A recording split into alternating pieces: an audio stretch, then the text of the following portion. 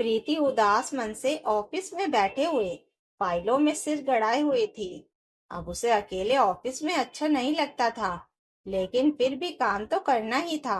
आखिर उसकी कंपनी में सैकड़ों लोगों को रोजगार मिलता था और वह अपना बिजनेस बंद करना नहीं चाहती थी।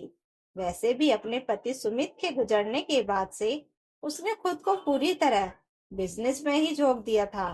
उसके सास ससुर तो पहले से ही इस दुनिया में नहीं थे।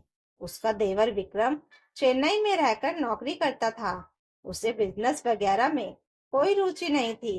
विक्रम की परवरिश उसके बड़े भैया ने ही की थी। माता पिता के गुजरने के बाद भाई उसके अभिभावक की भूमिका में आ गया था।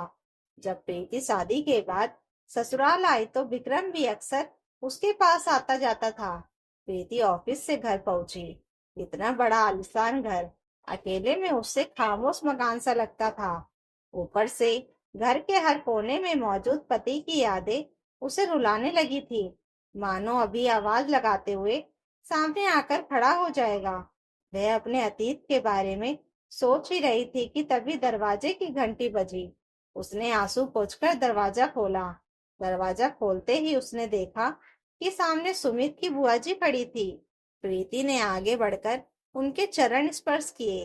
बुआ जी ने आशीर्वाद दिया और आकर सोफे पर बैठ गए। जब सुमित का निधन हुआ था, तब दूर दूर के रिश्तेदार भी आकर घर में ठहर जाते थे। प्रीति किसी का अपमान नहीं करना चाहती थी, इसलिए वह खुले दिल से सबको स्वागत करती थी। कुछ देर बाद बुआ जी उसे समझाने लगी, देखो बहू, अब सुमित को गुजरे हुए 2 साल हो चुके हैं। ऐसे में तुम्हें दोबारा घर बसा लेना चाहिए और इसके लिए विक्रम से अच्छा लड़का तुम्हें कहीं नहीं मिलेगा। प्रीति चौंक गई और बोली, आप क्या कह रही हैं बुआ जी? मैं विक्रम से कभी शादी नहीं कर सकती।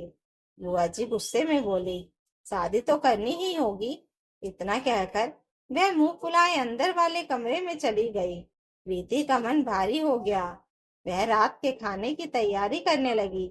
हालांकि उसके पास पैसों की कोई कमी नहीं थी, लेकिन वह जानबूझकर कोई कमी नहीं रखती थी, क्योंकि खाना बनाने से उसका तनाव थोड़ा कम हो जाता था। खाना बनाकर जब वह बुआ जी को बुलाने गई, तो उसने सुना कि बुआ जी फोन पर किसी से बात कर रही थी। वह कह रही थी, विक्रम बेटा, मेरी बात समझने की कोशिश करो। तुम अपनी भाभी से शादी कर लो। क्यों नहीं? वरना यह किसी और से शादी करके सारी संपत्ति ले जाएगी। तुम्हारे भैया ने इतनी मेहनत से बिजनेस खड़ा किया है, सब कुछ इसी के नाम पर है। तुम इससे शादी कर लोगे तो सब कुछ घर में ही रह जाएगा। उधर से विक्रम ने क्या कहा, यह सुनाई नहीं दिया, लेकिन बुआ जी लगातार उसे समझाने की कोशिश कर रही थी। फिर उसने उन्हें मुस्कुराते हुए कहा, ठीक है बेटा, कल तुम घर आ जाना, आमने सामने बैठकर बात करेंगे। यह सब सुनकर प्रीति दंग रह गई। उसे समझ आ गया था कि बुआ जी इसी मकसद से यहाँ आई हैं। अगले दिन बड़ी बेचैनी में बीता, क्योंकि विक्रम घर आने वाला था। दिन भर प्रीति ऑफिस में परेशान सी रही। उसे यही चिंता खाए जा रही थी कि विक्रम आकर क्या कहेगा। प्रीति विक्रम को भाई समान मानती थी। आने वाली रात उसके लिए क्यामत की रात जैसी थी। रात को जैसे ही विक्रम मुख्य द्वार से घर के भीतर आया, प्रीति का दिल जोर जोर से धड़कने लगा। उसे डर था कि कहीं विक्रम ने भी शादी के लिए हाँ कर दी तो वह क्या करेगी। उसने मन ही मन तय कर लिया था कि अगर विक्रम ने संपत्ति के लिए ऐसा किया तो वह सब कुछ उसके नाम कर देगी, लेकिन शादी कभी नहीं करेगी। बुआ जी आगे बढ़कर विक्रम को गले से लगाते हुए बोली, बेटा, जब भी तुझे देखती हूँ तो सुमित की याद आ जाती है। तुम दोनों भाइयों में कितना प्रेम था। पता नहीं किसकी नजर इस घर की खुशियों को लग गई। बेटा, अब तुम सब कुछ संभाल लो। बस मेरी बात मान लो और अपनी भाभी से शादी कर लो। प्रीति का दिल धड़क रहा था। वह विक्रम के मुंह से निकलने वाले शब्दों का इंतजार कर रही थी। तभी विक्रम गंभीर स्वर में बोला, बुआ जी, भाभी को मैं अपनी बहन की तरह मानता हूँ। मैं उनसे शादी कभी नहीं कर सकता। बुआ जी गुस्से में बोली, अरे बहन, जैसी मानने से वह सचमुच की बहन नहीं बन जाती, और करोड़ों की प्रॉपर्टी यूं ही हाथ से कैसे जाने दोगे? यह सब तुम्हारे भैया की मेहनत का फल है। कल को अगर प्रीति ने किसी और से शादी कर ली तो सब कुछ हाथ से निकल जाएगा। विक्रम ने हाथ जोड़ते हुए कहा, बुआ जी, अगर भाभी को कोई पसंद आता है तो मैं खुद उनकी शादी करवा दूंगा। मैं चाहता हूँ कि वह इस सदमे से उबर जाए। आखिर उनकी उम्र ही क्या है। वह सारी जिंदगी अकेले नहीं गुजार सकती, लेकिन प्रॉपर्टी के लिए मैं भाभी से शादी कर लूं, यह कभी नहीं हो सकता। बिजनेस और प्रॉपर्टी भैया भाभी की मेहनत का नतीजा है। भैया भाभी ने मुझे इतना सक्षम बनाया है कि मैं खुद कमा सकता हूँ। आप बार बार शादी की बात उठाकर भाभी का दिल मत दुखाइए। मैं जानता हूँ कि वह मुझे भाई समान मानती हैं और कभी भी राजी नहीं होंगी। देवर की बातें सुनकर प्रीति की आंखों में आंसू बहने लगे। उसका कलेजा भर आया। उसने कभी सोचा नहीं था कि विक्रम भी ऐसा कहेगा।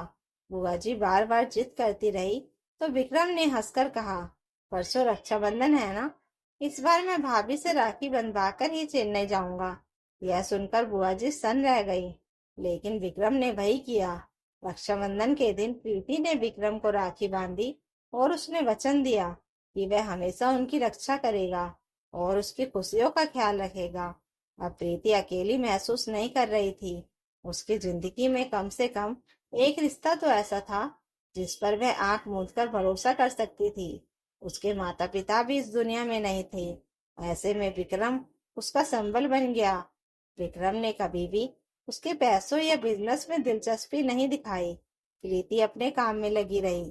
3 साल बाद विक्रम एक दिन घर आया और उसने अपनी दोस्त की तस्वीर दिखाते हुए कहा, भाभी, यह मेरा कॉलेज का दोस्त करण है।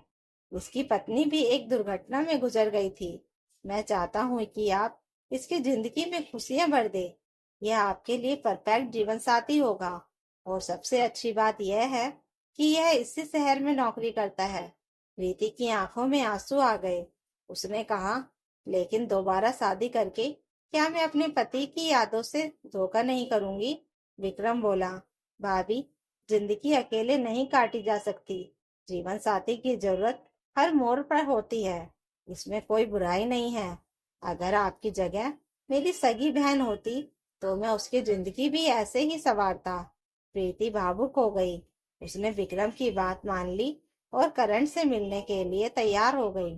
कुछ महीनों तक एक दूसरे को समझने के बाद प्रीति और करण ने शादी के लिए हाँ कर दिया। विक्रम ने दोनों की शादी करवाई। अब प्रीति अपनी नई जिंदगी में खुश थी। कुछ साल बाद विक्रम ने भी अपनी पसंद की लड़की से शादी कर ली। इस तरह उसने न केवल अपनी भाभी की जिंदगी में खुशियां भर दी, बल्कि अपनी नजरों में भी ऊंचा बना रहा। तो दोस्तों, अगर आपको यह कहानी अच्छी लगी हो तो कमेंट करके जरूर बताइएगा और नई कहानियों के लिए चैनल को सब्सक्राइब जरूर कर लीजिएगा। Thank you for watching.